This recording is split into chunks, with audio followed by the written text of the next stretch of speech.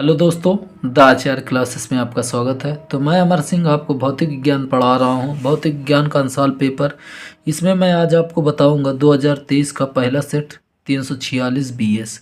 इसमें मैंने आपको काफ़ी ढेर क्वेश्चन करवा दिए हैं। तो आज जो मैं आपको क्वेश्चन कराऊंगा ये आप लोग देख सकते हैं, एक एक क्वेश्चन का मैंने हल आपको कराया है। अगर अभी तक आपने नहीं देखा तो आप लोग ज़रूर देख लीजिए। आज मैं आपको बताऊंगा क्वेश्चन नंबर खा से, ठीक है, 5वें का क्वेश्चन नंबर खा से। यहाँ पे देखिए स्टार बना हुआ है। स्टार का क्या मतलब है तो इसको आप लोग समझ लीजिए। स्टार का मतलब ये है कि जो क्वेश्चन एनसीईआरटी से हटा दिए गए हैं। सिलेबस आप लोग देख सकते हैं। स्टार का मतलब दिया है स्टार लगे प्रश्नों से संबंधित चैप्टर टॉपिक्स एनसीईआरटी द्वारा हटा दिए गए।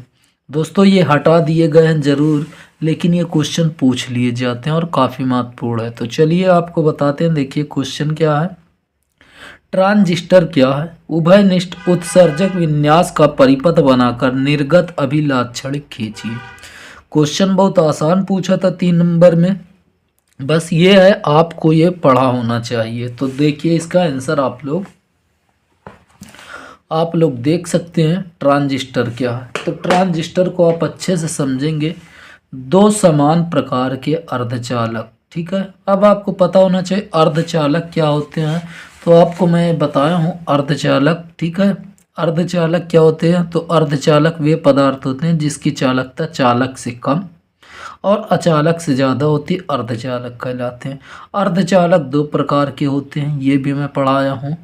तो देखिए ट्रांजिस्टर समझना है तो ट्रांजिस्टर क्या, 2 समान प्रकार के अर्धचालक परतों के बीच एक अलग प्रकार के अर्धचालक की पतली परत को दबा कर रखने पर बनी युक्ति ट्रांजिस्टर कहलाती है। जैसे ये आपके सामने ट्रांजिस्टर का परिपथ बना हुआ है, मतलब पीएनपी ट्रांजिस्टर है। तो देखिए इसमें आप यहाँ से समझ सकते हैं 2 समान प्रकार के अर्धचालक। देखिए 2 समान प्रकार के अर्धचालक क्या हो गए, पी टाइप इधर है और पी टाइप ये। अर्धचालक परतों के बीच एक अलग प्रकार के, ठीक है, ये एक अलग प्रकार के इन प्रकार के अर्धचालक की पतली परत को दबा कर रखने पर। अब देखिए एन टाइप अर्धचालक को इधर पी से और इधर भी पी से दबा कर रख दिया जाता है, तो इसे बोला जाता है पीएनपी ट्रांजिस्टर, ठीक है दोस्तों। तो आप इसे अपनी भाषा में लिखना चाहें तो लिख सकते हैं। जब 2 समान प्रकार के अर्धचालकों के बीच एक अलग प्रकार के अर्धचालक को दबा कर रख दिया जाता है तो उसी को ट्रांजिस्टर कहते हैं। ट्रांजिस्टर देखिए ये बनाए हैं चित्र, समझ सकते हैं कि ये 2 समान प्रकार के अर्धचालक है, इनके बीच में एक अन्य अर्धचालक रख दिया जाता है तो ये क्या बन जाता है, ट्रांजिस्टर। अब देखिए क्वेश्चन में और पूछा था उभयनिष्ठ उत्सर्जक विन्यास का परिपथ बनाकर निर्गत अभिलाक्षणिक खींचिए। ठीक है दोस्तों, आप लोग ये देख सकते हैं उभयनिष्ठ उत्सर्जक विन्यास का परिपथ आरेख। ठीक दोस्तों, यहाँ पे आप लोग बस इसका केवल चित्र बनाना है। अब देखिए उभयनिष्ठ बोला है तो इसलिए यहाँ पे उभयनिष्ठ उत्सर्जक विन्यास, उत्सर्जक बोला इसलिए यहाँ पे जो बनाया गया है वो उत्सर्जक। अगर यहाँ पे आधार बोलता तो यहाँ पे ये आधार होता, और यहाँ पे अगर ये देखिए संग्राहक बोलता तो नीचे संग्राहक होगा। तो इसका आसान सा चित्र है कि देखिए जो बोलेगा उभयनिष्ठ उत्सर्जक का तो यहाँ पे हमें बना देना नीचे उत्सर्जक। ठीक है दोस्तों, तो ये इसका चित्र था, आप लोग देख सकते हैं, बस इतना चित्र बनाना था। तो देखिए ये आधार है, बी का मतलब बेस, ठीक आधार, सी का मतलब कलेक्टर, कलेक्टर का मतलब है संग्राहक, और ई का मतलब इमीटर, इमीटर का मतलब है उत्सर्जक। ठीक है दोस्तों, और ये निर्गत परिपथ है। ठीक दोस्तों, तो ये इसका चित्र था। ये इतना 3 नंबर में आपको सिर्फ बनाना था और लिखना था। अब देखिए अगला क्वेश्चन, LCR, ठीक है, श्रेणी LCR परिपथ के श्रेणी LCR परिपथ के अनुनाद आवृत्ति के लिए सूत्र का निगमन कीजिए। ये काफ़ी महत्वपूर्ण हेडिंग है, तो इसको आप लोग अच्छे से ये वाले को समझेंगे। ये मैं आपको पहले भी बता चुका हूँ, आज फिर आपको ये बताऊंगा।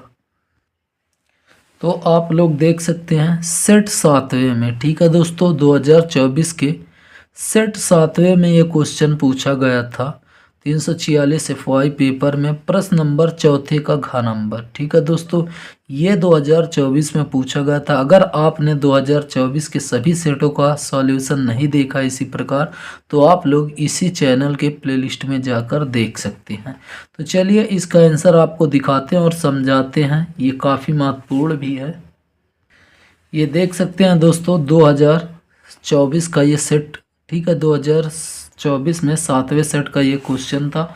ये आप लोग देख सकते हैं घ नंबर। और आपको यह वीडियो देखनी थी तो 2024 के आप देखेंगे 2024 सेट 7वें का पार्ट 2 में ये आपको सॉल्यूशन मिल जाएगा। बाकी ये आप देख सकते हैं इसका सॉल्यूशन कि इसमें अनुनादी परिपथ भी पूछा था, तो पहले अनुनादी परिपथ भी आप समझ लीजिए, उसके बाद इसका डेरिवेशन। तो देखिए, वह परिपथ जिसमें एल सी तथा आर श्रेणी क्रम में जुड़े होते हैं तथा इसमें आरोपित वोल्टेज की आवृत्ति परिपथ की स्वाभाविक आवृत्ति के बराबर होती है, श्रेणी अनुनादी परिपथ कहलाती है।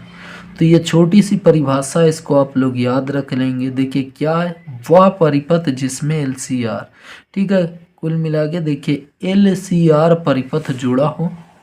ठीक है, ये आप देख सकते हैं किसी परिपथ में श्रेणी क्रम में एल सी आर, ठीक है, एल सी आर श्रेणी क्रम में जुड़े हों और इसमें आरोपित वोल्टेज, ठीक है, आरोपित वोल्टेज जो हो वह उसकी स्वाभाविक, मतलब इसका जितना स्वभाव होगा उतने अगर आवृत्ति के बराबर होगा तो यह श्रेणी अनुनादी परिपथ कहलाती है। ठीक है, अब इसमें देखेंगे, इसमें वोल्टेज व धारा समान कला में होते हैं। ठीक है, इसमें वोल्टेज और धारा क्या होते हैं, समान कला में होते हैं।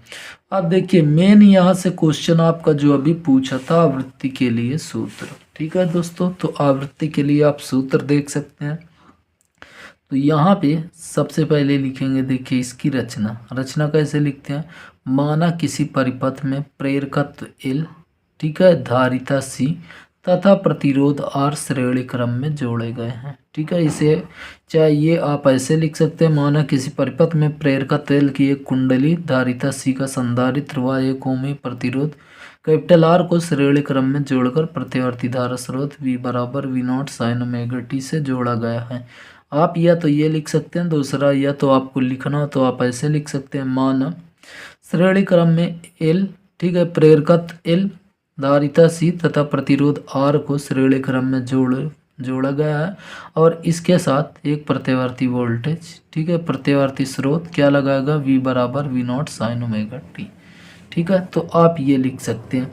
यहाँ पे देखिए सब ये बहुत आसान है। Z बराबर, ठीक है, परिपथ की प्रतिबाधा जो होती है Z बराबर रूट में R स्क्वायर प्लस ब्रैकेट में XL माइनस XC का होल स्क्वायर। ठीक है दोस्तों, R प्रतिरोध है, XL यहाँ पे प्रेरण प्रतिघात है और XC संधारित्री प्रतिघात है। तो यहाँ पे आप देख सकते हैं XL बराबर जो होता है ओमेगा L, XL बराबर फार्मूला होता है ओमेगा L और XC बराबर फार्मूला होता है 1/ओमेगा C, ठीक है, होल स्क्वायर। अब यदि आरोपित प्रतिवर्ती वोल्टेज तथा परिपथ में बहने वाली धारा के बीच कालांतर कितना फाई हो, तो tan फाई बराबर जो होता है XL minus XC upon R होता है। ठीक है, ये फार्मूले हैं, ये जितने भी फार्मूले हैं, ठीक है, तो यहाँ पे tan फाई बराबर XL minus XC upon R। ठीक, तो यहाँ पे XL बराबर आप देख सकते हैं ओमेगा L और XC बराबर 1/ओमेगा C अपॉन R। ठीक है, अब परिपथ में धारा I बराबर क्या होता है, V अपॉन Z। I बराबर क्या होगा, V अपॉन Z। यदि XL बराबर XC हो, ठीक है, XL मतलब प्रेरण जो प्रतिघात हो वह संधारित्री प्रतिघात के बराबर हो, तो फाई क्या होगा, 0 होगा। कलांतर मतलब 0 होगा, अर्थात V तथा धारा समान कला में होंगे। ठीक है, V और धारा किसमें, समान कला में होंगे। अनुनाद की स्थिति में हो जाएगा XL बराबर XC, तो ओमेगा L बराबर 1/ओमेगा C। ठीक है दोस्तों, तो देखिए यहाँ पे ओमेगा स्क्वायर, ठीक, ओमेगा स्क्वायर बराबर क्या हो जाएगा, 1/LC। ठीक है, क्या हो जाएगा, 1/LC और ओमेगा देखिए जैसे यहाँ से स्क्वायर हटाएंगे इधर रूट आ जाएगा। अब देखिए ओमेगा बराबर होता है 2πf। ठीक है, ओमेगा बराबर क्या होता है, 2πf। तो देखिए ओमेगा बराबर 2πf और ये रूट में LC, ठीक है। और F का मान निकालना होगा तो ये इसका इधर गुणा हो जाएगा, F बराबर 2 पाई रूट में LC, ठीक है दोस्तों। तो यही श्रेणी अनुनादी परिपथ की आवृत्ति का सूत्र है। तो ये आप लोग याद रखेंगे, ये न्यूमेरिकल में भी इसका काफ़ी महत्वपूर्ण यूज है, ठीक है, काफ़ी यूज है, तो आप लोग इसको याद रखेंगे, ठीक दोस्तों। देखिए ये काफ़ी महत्वपूर्ण क्वेश्चन, इसको आप लोग लगा लीजिए, और इसमें का महत्वपूर्ण जो न्यूमेरिकल है वो भी आप लोग को लगाना चाहिए, ठीक है दोस्तों। अब अगला क्वेश्चन, बोहर के परमाणु मॉडल को समझाइए, ठीक दोस्तों, बोहर के परमाणु मॉडल को समझाइए, ये भी काफ़ी महत्वपूर्ण है, ठीक है। तो चलिए इसको भी देखेंगे आप। तो देख सकते हैं बोहर के परमाणु मॉडल, ये देख सकते हैं 2024 के पहले ही सेट में पूछा था, छठवां प्रश्न था। उसके बाद 2024 के चौथे सेट में भी पूछा था ये क्वेश्चन, 5वें का अंक नंबर, ठीक है दोस्तों। ये काफ़ी महत्वपूर्ण है, ये हर साल पूछता है, और कम से कम 7 सेट में 2-3 सेट में जरूर ये क्वेश्चन पूछ लेता है। तो चलिए इसका भी आंसर आप लोग देखेंगे, और इसको मैं बताया भी हूँ, ठीक है दोस्तों। अगर आप देखेंगे 2024 के सभी आंसर देखे होंगे तो ये क्वेश्चन आपको मिले होंगे, नहीं मिले हैं, नहीं देखे हैं, तो चलिए इसका आंसर भी दिखाते हैं। तो देखिए दोस्तों, ये 2024 के पहले सेट में ही क्वेश्चन पूछा गया था, और आपको बता दूं 2024 सेट का अगर पार्ट 4 देखेंगे आप लोग तो ये क्वेश्चन आप लोग को पहला ही क्वेश्चन मिलेगा। तो चलिए इसका आंसर देखते हैं।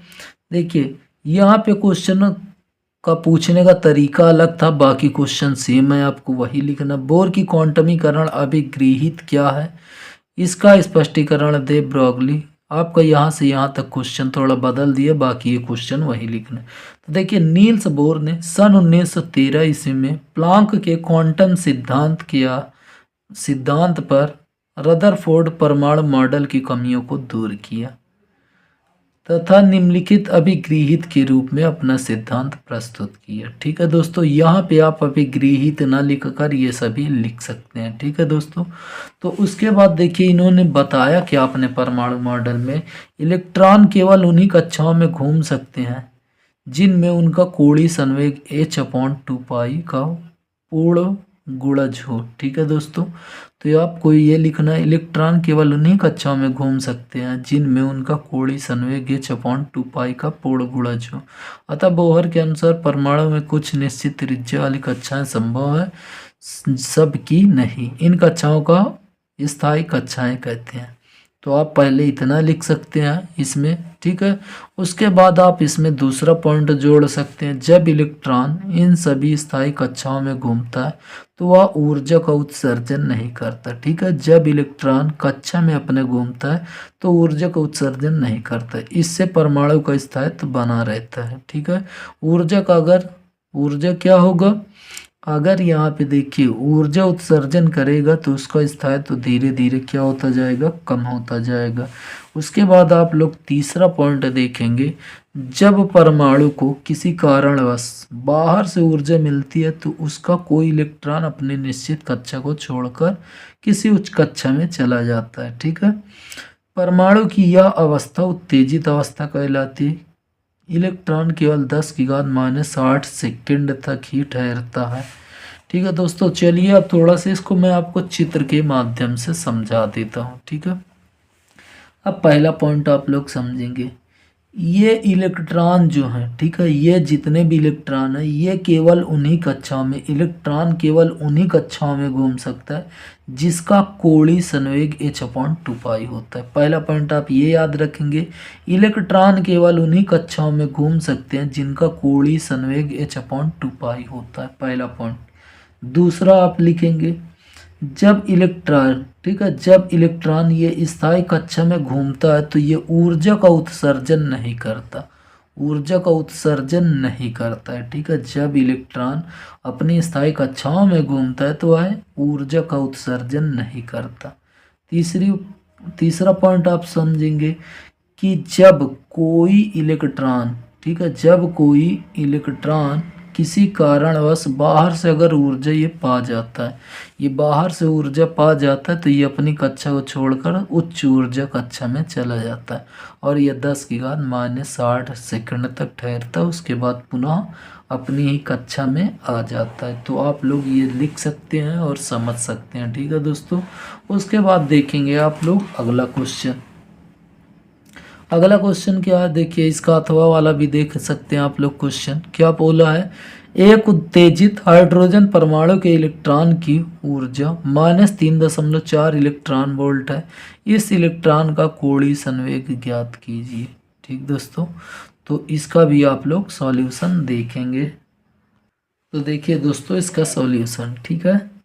देखिए एनवीं कक्षा में ऊर्जा, ठीक है, जो एनवीं कक्षा की ऊर्जा होती है उसे हम लिखते हैं ई एन। ठीक है, जो कक्षा बोलेगा वह यहाँ पे हम वो लिख देंगे। जैसे यहाँ पे 5वीं कक्षा अगर हमें लिखना हो, 5वीं कक्षा में ऊर्जा, तो यहाँ पे ई एन की जगह 5 कर देंगे। तो इसका फार्मूला होता है -13.6/n² इलेक्ट्रॉन वोल्ट। ठीक, ये फार्मूला है। अब ई एन का मान यहाँ पे दे रखा है। ठीक है, ई एन का मान दिया -3.4 इलेक्ट्रॉन वोल्ट, और ये वैसे ही लिखा गया इलेक्ट्रॉन वोल्ट इलेक्ट्रॉन। ठीक, देखिए इलेक्ट्रॉन वोल्ट से इलेक्ट्रॉन वोल्ट कैंसिल और माइनस से माइनस कैंसिल। तो n² बराबर जो आएगा 13.4/3.4। दशमलव जब हटाएंगे, दशमलव के बाद देखिए बराबर संख्या है तो यहाँ पे कुछ नहीं लगेगा। अब 34 से यदि इसको हम काटते हैं तो ये आता है 3.94। ठीक है, जो लगभग 4 के बराबर है, तो इसलिए n² बराबर हम क्या लिख लेते हैं, तो 4 लिखते हैं। ठीक है, क्या लिखते हैं, n² बराबर 4। और यहाँ पे अगर आप देखें तो स्क्वायर हटेगा तो यहाँ पे देखें 2 आ जाएगा। कितना आएगा, 2। ठीक है, 4 किसका स्क्वायर, 2 का, तो यहाँ पे कितना आ जाएगा, 2। कोणीय संवेग जो होता है NH/2 होता है, NH/2 होता है। और n का मान देखिए 2 है बटे 2 H/π। 2 से 2 कैंसिल, H प्लैंक नियतांक किसका मान जो होता है 6.6 × 10⁻⁻34 जूल सेकंड होता है। ठीक है दोस्तों, कितना होता है 6.6 × 10⁻34 जूल सेकंड। तो यहाँ पे देखिए पाई का, यहाँ पे H का मान रख दिया गया, पाई का मान रख दिया। जब दशमलव इसको हटा के अगर हम देखेंगे, इसको काटेंगे, तो ये आएगा 2.1। कितना आएगा, 2.1 × 10⁻⁻34। तो यहाँ पे आप देख सकते हैं, यहाँ पे देखिए, यहाँ पे 10⁻⁻34 भी होगा। ठीक है दोस्तों, कितना होगा, 10⁻⁻34 भी गुणे में होगा। तो यही इसका आंसर होगा। ठीक है दोस्तों, इसके बाद आप लोग देखेंगे अगला क्वेश्चन, प्रिज्म के पदार्थ के अपवर्तनांक का सूत्र न्यूनतम विचलन कोण एवं प्रिज्म कोण के पदों में प्राप्त कीजिए। ये क्वेश्चन भी महत्वपूर्ण, ये भी कई बार पूछा गया। तो देखिए अनसॉल्व लगाने से ये फ़ायदा होता है कि अगर आप देखते हैं कि आप अगर किसी भी साल का अनसॉल्व लगा लेते हैं तो आपको वही क्वेश्चन बार बार आपसे पूछे जाते हैं सभी पेपर में। तो चलिए इसका भी आप लोग सॉल्यूशन देखेंगे। ठीक दोस्तों, ये आप देख सकते हैं क्वेश्चन, प्रिज्म के पदार्थ के अपवर्तनांक आप देख सकते हैं सेट 6वें। ठीक है, 2024 के सेट 6वें में प्रश्न नंबर 4 का घ नंबर ये क्वेश्चन है। ठीक है दोस्तों, तो मैंने ये सभी आपको पहले ही बता चुका है, पहले ही वीडियो में, इससे पहले सब आपको मैं हल करा चुका हूँ। अगर आप देखे होंगे तो आपको ये दोबारा पढ़ने की ज़रूरत नहीं है, और नहीं देखें तो आप रिवीजन कर लें, पढ़ लें। तो देख सकते हैं दोस्तों उसमें कैसे क्वेश्चन पूछा था, ये आप क्वेश्चन पढ़ा सकते हैं। ठीक है, सॉल्यूशन दोनों का सेम था। अब देखिए, माना ABC प्रिज्म का मुख्य परिच्छेद है, माना ABC प्रिज्म का मुख्य परिच्छेद है। प्रिज्म का अपवर्तक कोण A है। ठीक है, प्रिज्म का अपवर्तक कोण A है। एक प्रकाश किरण PQ, एक प्रकाश किरण PQ प्रिज्म के अपवर्तक पृष्ठ AB, ठीक है, प्रिज्म के अपवर्तक पृष्ठ AB पर तिरछा आपतित होती है।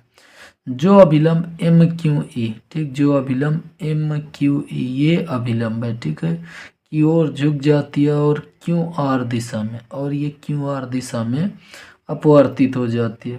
पृष्ठ AB, ठीक है, पृष्ठ ये AB पर आपतन कोण I1 है। ठीक है, आपतन कोण क्या है, I1, तथा अपवर्तन कोण R1 है। क्या है, R1 है। पृष्ठ AC पर आपतन कोण R2। ठीक है, पृष्ठ AC पर आपतन कोण क्या है, R2 है तथा अपवर्तन कोण क्या है I2 है। तो ये इसकी रचना। आप देखिए, इसको उतना मैं डीपली नहीं समझाऊंगा दोस्तों, क्योंकि इसे मैं पहले भी आपको बता चुका हूँ। तो बस एक नज़र आप लोग इसको देख लीजिए और रिवीजन कर लीजिए। देखिए, त्रिभुज क्यू डी आर में, त्रिभुज क्यू डी आर में, ठीक है दोस्तों, त्रिभुज क्यू डी आर में डेल्टा बहिष्कोण है। डेल्टा क्या है? बहिष्कोण है। जो बहिष्कोण होता है वह आंतरिक कोणों के योग के क्या होता है? बराबर होता है। आंतरिक कोणों के योग के बराबर होता है। अब देखिए, यहाँ पे ये पूरा कोण था I1, तो ये इतना कोण क्या था? R1। तो ये जो पूरा कोण होगा I1 माइनस R1 होगा, और यहाँ पे I2 माइनस R2 होगा। ठीक है दोस्तों, तो यही चीज़ समझना है। तो देखिए, त्रिभुज डी क्यू आर पे यहाँ पे जो कोण बन रहा है कितना? I1 माइनस R1, क्या I1 माइनस R1 प्लस, ठीक है, उसके बाद डी आर क्यू में यहाँ पे अगर आप देखेंगे तो यहाँ पे जो कोण बनेगा, ये पूरा कोण I2 है, I2 में से R2 घटा देंगे तो आ जाएगा I2 माइनस R2। ठीक है, क्या आएगा? I2 minus R2। अब देखिए, I1 ये भी प्लस में, ये भी प्लस में, तो I1 प्लस I2। उसके बाद देखिए, ये माइनस कॉमन होगा तो माइनस ये R1 देखिए, उसके बाद माइनस माइनस प्लस R2। ठीक है दोस्तों, अब देखिए इसे समीकरण 1 बना लिए। चतुर्भुज, ठीक है, चतुर्भुज देखेंगे ए क्यू ई आर में, ठीक, चतुर्भुज ए क्यू ई आर में। तो आप देखेंगे जो एंगल ई, ठीक है, एंगल ई जो होगा R1 प्लस R2 के बराबर होगा। ठीक है, यहाँ पे आप देखेंगे कि देखिए एंगल ई ये है, ठीक है, इसका मान जो होगा अंदर वाले दोनों कोणों की R1 और R2 के योग के, ठीक है, ये जो तीनों त्रिभुज का 3 कोणों का योग होता है, त्रिभुज के तीनों कोणों का योग जो होता है 180 डिग्री होता है। तो देखिए ये और ये, तो आप देखिए R1 प्लस R2 प्लस कोण ई बराबर होगा 180 डिग्री। ठीक है, यहाँ पे ये लगेगा त्रिभुज के नियम से। ठीक, तो यहाँ पे देखेंगे 3 कोणों का योग कितना होता है त्रिभुज का? 180 डिग्री। इसे समीकरण 3, समीकरण देखिए 2 तथा 3 से। ठीक है, 2 ये है, 3 ये है, तो यहाँ पे आप लिखेंगे, देखेंगे, देखिए कोण ए प्लस कोण एल, ठीक, कोण ई बराबर, देखिए कोण क्या यहाँ पे आप देख सकते हैं, कोण E plus R1 plus R2। तो यहाँ पे ई से ई कैंसिल हो जाएगा, तो R1 प्लस R2, ठीक, R1 प्लस R2 जो होगा किसके बराबर? ए के बराबर होगा। किसके बराबर? ए के बराबर। अब न्यूनतम विचलन की स्थिति में I1 I2 जो बराबर होगा I के, R1 R2 भी बराबर होगा R के, तथा डेल्टा होगा डेल्टा M के बराबर। ठीक, तो समीकरण 1 हुआ 4 से। तो देखिए समीकरण 1 ये है, ठीक है, और ये समीकरण 4। इसको जब हल करते हैं, डेल्टा M बराबर I plus I minus R1 plus R2। ठीक है दोस्तों, तो देखिए डेल्टा M I 2I, और ये देखिए R1 प्लस R2 किसके बराबर? देखिए R1 प्लस R2 ए के बराबर, तो ए। ठीक है दोस्तों, अब यहाँ पे देखिए डेल्टा M बराबर क्या है? 2I माइनस ए। ठीक है, अब यहाँ पे देखेंगे डेल्टा M, ठीक, यहाँ से देखिए माइनस इधर जाएगा, प्लस में डेल्टा M प्लस ए, ठीक, डेल्टा M प्लस ए बराबर 2I। ठीक है दोस्तों, I का मान अगर निकालेंगे तो इसके बटे में आ जाएगा, तो यही आपतन कोण है। ठीक है, उसके बाद समीकरण 4 से, समीकरण 4 ये है। समीकरण 4 में अगर हम देखें तो यहाँ पे R प्लस R बराबर क्या है?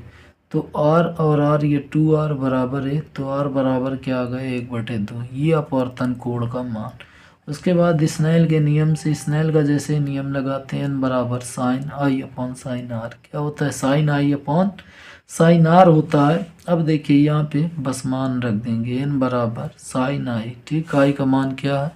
ये आप देख सकते हैं delta M plus A by 2, delta M plus A by 2 है, तो ये आप देख सकते हैं आई, और R का मान जो है a/2। ठीक है, R का मान कितना है? a/2। तो यही देखिए अपवर्तनांक का सूत्र होता है। ठीक है दोस्तों, ये आप देख सकते हैं, इसको आप लोग अच्छे से लगाइएगा। अब देखिए अगला क्वेश्चन, विद्युत परिपथ के लिए किरचॉफ के नियमों को समझाइए। ये क्वेश्चन भी पूछा गया, अच्छा क्वेश्चन है। तो इसका भी आप लोग सॉल्यूशन जो देखेंगे तो देख सकते हैं दोस्तों, ये भी क्वेश्चन पूछा गया है, काफ़ी महत्वपूर्ण है। देखिए 2024 सेट 7वें में प्रश्न 5 का ग नंबर क्वेश्चन ये पूछा गया, और देख सकते हैं 2023 में भी ये क्वेश्चन पूछा गया। तो चलिए दोस्तों, इसका आंसर आपको दिखाते हैं। आप लोग इसको अच्छे से लिख लीजिए और एकदम इसे रट लीजिए, ठीक है दोस्तों, क्योंकि ये काफ़ी महत्वपूर्ण है, हर साल पूछता है। तो आप लोग देख सकते हैं दोस्तों, ये आंसर किरचॉफ का पहला नियम, ठीक है। किरचॉफ ने 2 नियम दिया था और पहला नियम आप देख सकते हैं, उसके बाद दूसरा नियम भी। तो देखिए पहला नियम क्या है, किसी विद्युत वाहक, ठीक है, किसी विद्युत परिपथ में किसी भी संधि पर, ठीक, किसी विद्युत परिपथ में किसी भी संधि पर मिलने वाली समस्त धाराओं, ठीक, समस्त धाराओं का बीजगणितीय योग शून्य होता है। तो किसी भी संधि पर, ठीक, ये आप देख सकते हैं, किसी भी संधि पर मिलने वाली समस्त धाराओं का बीजगणितीय योग शून्य के बराबर होता है। तो बीजगणितीय योग किसके बराबर होता है, शून्य के बराबर होता है। तो ये पहला इसका नियम था। दूसरा नियम देखेंगे दोस्तों, किरचॉफ का द्वितीय नियम। किरचॉफ का द्वितीय नियम क्या है, किसी विद्युत परिपथ में किसी भी बंद पास के विभिन्न भागों में प्रवाहित धारा, ठीक है।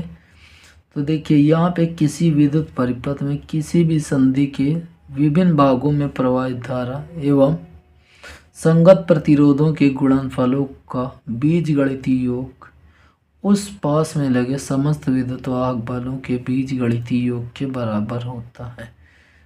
किसके बराबर होता है, बीजगणितीय योग के बराबर होता है। इसे वोल्टता का नियम भी कहते हैं और इसे ऊर्जा संरक्षण का नियम भी कहते हैं।